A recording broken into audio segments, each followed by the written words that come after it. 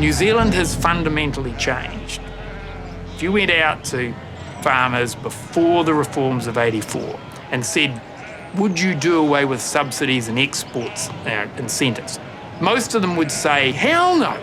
If you asked them now, they would say, why would we want to have subsidies? Because the beauty of our current system of no subsidies is if there's a world change in thinking or the marketplace or something happens overseas, New Zealanders change overnight. So we are adaptable. And why would you want to go back to a system that just protects old, dying industries?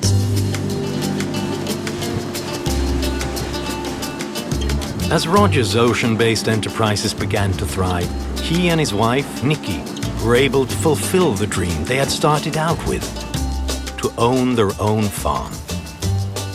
We wanted to buy a farm on the coastline that had abalone farming potential and had a native bush on it and hill country to keep me fit since I wasn't diving anymore.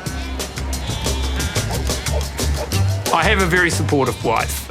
She does roll her eyes when I try and get into a new business, but she's very heavily involved in what we're doing. And she does a lot of the stock work on the farm now, and I joke with people that I'm now a farmer's husband.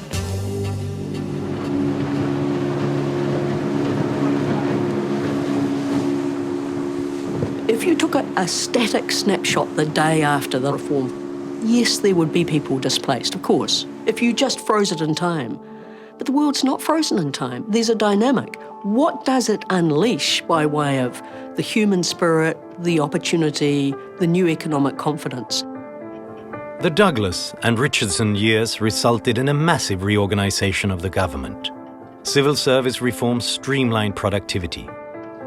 Many industries were taken out of government hands and reorganized as for-profit companies, including the railway, airline, telecom, and banking. It's about getting rid of privileges. It's about empowering the normal people.